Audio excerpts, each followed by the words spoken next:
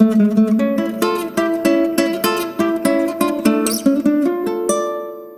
guys, welcome you all at the MS tutorial. Hope you all doing good. In this video, I am going to discuss very important question on the Carnot cycle, which is repeatedly asked in the many of the interview of the mechanical engineering. And as a mechanical engineer, it's very important to have the understanding of Carnot cycle because जितने भी practical life में हमारे heat engine है या तो फिर refrigeration cycles हैं उन सब में जितने भी साइकिल्स यूज होते हैं लाइक ऑटो साइकिल ले लो diesel cycle Brayton cycle reverse Brayton cycle वो सभी इसी कार्नोट साइकिल के मॉडिफाइड वर्जन है so that's why Carnot cycle के बारे में कंप्लीट अंडरस्टैंडिंग होना बहुत ही इम्पोर्टेंट हो जाता है बिकॉज एक बार अगर आपको कार्नोट साइकिल का कॉन्सेप्ट समझ में आ गया तो आप बाकी जितने भी साइकिल्स हैं उसको इजीली समझ सकते हो okay but before start the video अगर अब तक आपने एम एस ट्यूटोरियल को सब्सक्राइब नहीं किया है तो प्लीज़ सब्सक्राइब करें यहाँ पे आपको बहुत सारे मैकेनिकल इंजीनियरिंग सब्जेक्ट से रिलेटेड वीडियोस मिलते रहेंगे जो कि आपको कंपटीटिव एग्जाम्स या तो फिर इंटरव्यू गाइडेंस के लिए हेल्पफुल होगा ओके तो अब हम आज का टॉपिक स्टार्ट करते हैं not to explain this question मैं सबसे पहले थोड़ा सा आपको कार्नोट साइकिल के बारे में बताऊंगा ताकि इस क्वेश्चन का एक्सप्लेनेशन समझने में आपको प्रॉब्लम ना हो तो देखते हैं कार्नोट साइकिल जैसा कि आप सबको पता है ये combination of the four process होता है इसमें मेनली दो टाइप्स के प्रोसेस होते हैं एक तो आइसोथर्मल आइसोथर्मल मीन्स जिसमें टेम्परेचर आपका कांस्टेंट रहेगा और दूसरा एडियाबैटिक जिसमें आपका हीट इंटरेक्शन जो है वो जीरो होता है ओके ना 1 to 2 जो है आपका वो है आपका आइसोथर्मल प्रोसेस टेम्परेचर कांस्टेंट और यहाँ पे क्या होता है हीट एडिशन होता है हीट का एडिशन होता है नेक्स्ट आपका 2 से 3 जो है ये आइसेंट्रोपिक होता है इसका मतलब यहाँ पे हीट जो है आपका जीरो होगा और फिर उसके बाद आपका 3 से 4 आता है जिसमें कि टेम्परेचर कांस्टेंट रहता है बट यहाँ पे क्या होता है हीट रिजेक्शन होता है इसका मतलब हीट को निकाला जाता है सिस्टम से एंड फाइनल लास्ट प्रोसेस जो होता है वो होता है 4 to 1 and it's also the isentropic compression तो ये था कंप्लीट 4 प्रोसेस इसी प्रोसेस को मैंने यहाँ पे पीवी डायग्राम पे प्लॉट किया है 1 से 2 एक्सपांसन हो गया फिर 2 से 3 फिर से अगेन एक्सपांसन बट यहाँ पे आइसोथर्मल एक्सपांसन है और यहाँ पे आपका एडियाबेटिक एक्सपांसन है ये फिर से कंप्रेस हुआ आइसोथर्मली और ये आइसेंट्रोपिकली कंप्रेस हो रहा है तो ये था theoretically idea about the Carnot cycle अब थोड़ा इसका हम प्रैक्टिकल इम्प्लीमेंटेशन देखते हैं कि जब हम प्रैक्टिकली इसको इम्प्लीमेंट करेंगे तो फिर क्या होगा ओके अब प्रैक्टिकली इम्प्लीमेंट जब करेंगे तो किसी न किसी सिस्टम पे करेंगे ओके हो सकता है वो क्लोज सिस्टम हो या तो फिर ओपन सिस्टम हो मेनली तो दो ही टाइप का होता है तो यहाँ पे मैं आपको क्लोज सिस्टम का एग्जांपल देके समझाता हूँ क्लोज सिस्टम में इम्प्लीमेंट करके बताता हूँ इस कार्नोट साइकिल को और देखते हैं कि क्या ये पॉसिबल है या नहीं प्रैक्टिकली ओके यहाँ पे मैंने एग्जांपल में एक सिलेंडर पिस्टन अरेंजमेंट्स लिया है ये आपका पिस्टन हो गया जो कि 2 and 4 डायरेक्शन में मोशन करेगा अब यहाँ पे जो पिस्टन है इसका मूवमेंट हम इस तरह से रखेंगे कि ये इस चारों प्रोसेस को कंटेन करे मतलब इसका जो मूवमेंट होगा वो इस चारों प्रोसेस को सेटिस्फाई करेगा ओके सबसे पहले देखते हैं 1 से 2 का मतलब ये होगा कि एक्सपांसन होगा 1 से 2 के केस में क्या हो रहा है हीट हम इंसर्ट कर रहे हैं सिस्टम में दे रहे हैं इसका मतलब इस सिस्टम में हम बाहर से हीट दे रहे होंगे 1 से 2 में और जैसी हीट देंगे ये पिस्टन जो है यहाँ से इधर की तरफ एक्सपांड होना स्टार्ट हुआ और यहाँ तक वो एक्सपांड होगा ये 2 पॉइंट तक ओके अब यहाँ पे ये देखो जब एक्सपांसन होगा तो इसका मतलब इसके अंदर जो गैस होगा वो गैस का मॉलिक्यूल आपस में दूर दूर जाता जाएगा और उसका जो काइनेटिक एनर्जी है वो डिक्रीज होगा तो इससे ये होगा कि टेम्परेचर जो है आपका टेम्परेचर 1 से 2 के केस में डिक्रीज होता जाएगा ओके बट चूंकि हमें यहाँ पे कार्नोट साइकिल को सेटिस्फाई करवाना है तो हम ये कोशिश करेंगे कि 1 से 2 को हम किसी तरह आइसोथर्मल बना दें ओके तो आइसोथर्मल मतलब टेम्परेचर कांस्टेंट बनाने का एक ही तरीका है या तो आप इसको बहुत ही ज़्यादा स्लो करो इतना ज़्यादा स्लो इसको इस पिस्टन को मूव कराओ कि काइनेटिक एनर्जी इसका घटे ही नहीं इसके मॉलिक्यूल्स का ओके या तो फिर अगर आपको थोड़ा सा फास्ट करवाना है तो यहाँ पे एक रिजर्वायर लगा दो टेम्परेचर टी का जितना इसका टेम्परेचर है अगर ये हायर टेम्परेचर पे है तो इसका टेम्परेचर टी एच का एक रिजर्वायर लगा दो ताकि जैसे जैसे ये पिस्टन आगे और जैसे ही इसका टेम्परेचर डिक्रीज हो ये टेम्परेचर यहाँ से मेंटेन हो जाए। ओके, तो इससे ये रहेगा कि इस पूरे सिस्टम का, ये जो पूरा सिस्टम है, इस पूरे सिस्टम का आपका बना रहेगा टेम्परेचर। तो ये तो आइसोथर्मल प्रोसेस कंप्लीट हो गया, मतलब एक प्रोसेस हमने कार्नोट साइकिल का इस क्लोज सिस्टम में इंप्लीमेंट करवा लिया।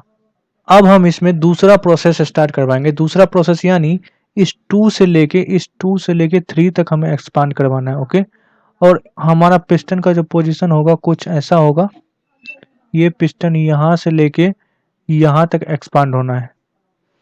और इस बीच का जो प्रोसेस होना चाहिए आइसेंट्रोपिक एक्सपांशन होना चाहिए according to the Carnot. Okay, isentropic का मतलब ये होता है कि हीट ना तो बाहर से अंदर जाना चाहिए और ना तो अंदर से बाहर जाना चाहिए। ओके, मतलब ये पूरा का पूरा जो सिस्टम होगा, अब इसको आपको या तो आइसोलेट करना पड़ेगा या तो फिर आपको पिस्टन को इतना स्पीडली यहाँ से मूव कराओ कि इस बाउंड्री से होके हीट को बाहर निकलने का टाइम ही ना मिल पाए। ओके, तो यहाँ पे दो सिचुएशन है। एक तो ये है कि इस पिस्टन को 2 से लेके 3 तक एक्सपांड बहुत ही ज़्यादा फास्ट हम करा दें, या तो फिर इस पूरे बाउंड्री पे इसके और यहाँ पे भी, इस पिस्टन के चारों ओर और इस पूरे बाउंड्री पे और इसके भी बाउंड्री पे और यहाँ पे भी चारों ओर से इसको इंसुलेट कर दें। तो इंसुलेट कर देंगे तो होगा कि यहाँ से जो हीट का ट्रांसफर है वो नहीं हो पाएगा। ओके, तो हीट ट्रांसफर जो होगा यहाँ पे अपने आप जीरो हो जाएगा। तो ये आपका हो जाएगा एडियाबेटिक। तो आपने अब तक 2 प्रोसेस को इम्प्लीमेंट करवा लिया है। नेक्स्ट अब हम देखते हैं कि 3 से लेके 4 तक हमें कंप्रेस करना है। ओके, यहाँ से लेके यहाँ तक हमें कंप्रेस करना है इस पिस्टन को, और पिस्टन को हमें जो कंप्रेस करना है वो प्रोसेस हमारा होना चाहिए 3 से 4, देख लो आइसोथर्मल है, टेम्परेचर कांस्टेंट होना चाहिए। इट मीन्स यहाँ से लेके यहाँ तक हमें धीरे धीरे लेके जाना पड़ेगा, और चूंकि जैसे जैसे हम कंप्रेस करेंगे इसके अंदर का गैस और ज़्यादा क्लोज आते जाएगा, तो गैस का जो मॉलिक्यूल्स है उसका काइनेटिक एनर्जी बढ़ते जाएगा, जिससे हमारा टेम्परेचर जो है वो इंक्रीज होना चाहेगा प्रैक्टिकली। बट हम ये चाहते हैं कि टेम्परेचर कांस्टेंट रहे। तो इसके लिए आपको टेम्परेचर अगर ये बढ़ेगा तो यहाँ पे आपको एक सिंक टेम्परेचर का रिजर्वायर लगाना पड़ेगा, लोअर टेम्परेचर का, ताकि जो भी यहाँ पे टेम्परेचर इंक्रीज हो वो टेम्परेचर यहाँ पे डाइवर्ट हो जाए। इससे होगा क्या कि 3 से 4 तक में आपका जो सिस्टम है उसका आपको टेम्परेचर मेंटेन रहेगा कांस्टेंट, और आपका आइसोथर्मल प्रोसेस हो जाएगा। तो ये हो गया, अब तीसरा प्रोसेस भी आपने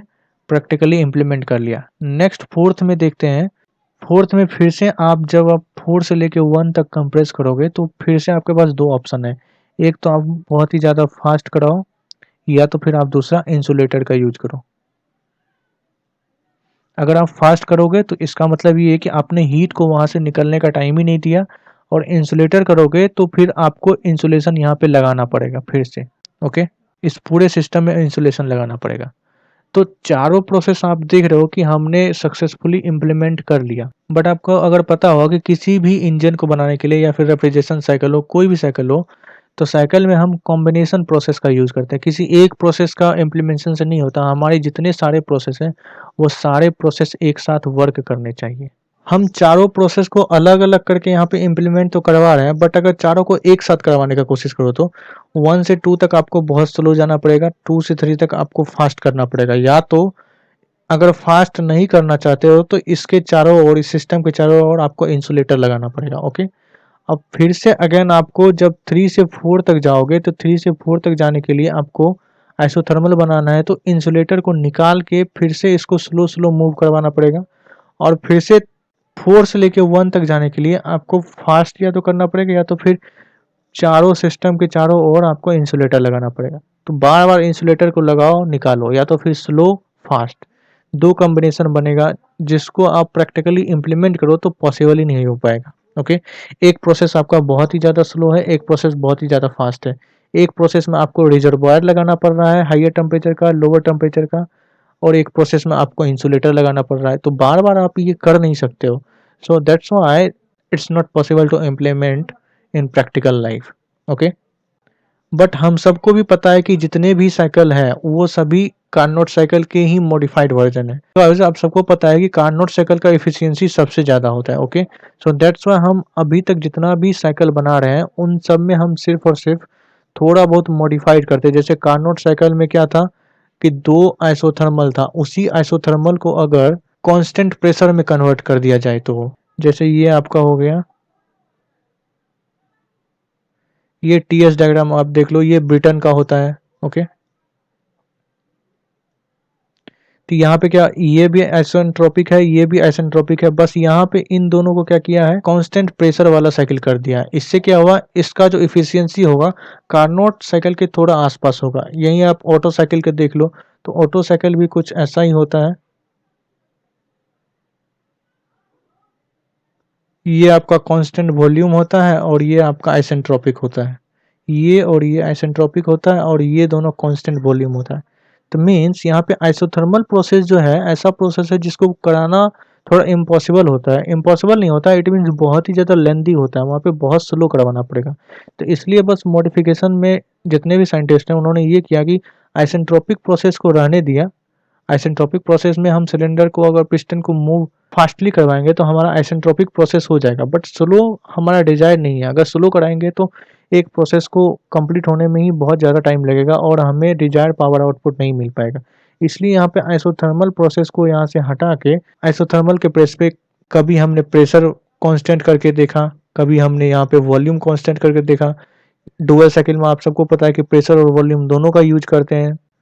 सो डिफरेंट डिफरेंट एक्सपेरिमेंट जो भी किया गया वो इसी कार्नोट को मॉडिफाइड करके किया गया, बिकॉज इसका एफिशिएंसी सबसे ज़्यादा है। इसको बेंचमार्क मान के बाकी सारा साइकिल को बनाया गया। सो होप ये टॉपिक आपको क्लियर हुआ होगा। अगर इसके रिगार्डिंग कोई भी डाउट है तो आप कमेंट में मेंशन करें, और अगर आपको किसी भी टॉपिक पे वीडियो चाहिए तो आप उसके बारे में भी बताएं, I will make it. And for more such videos please subscribe M S tutorial. Thank you so much, good luck.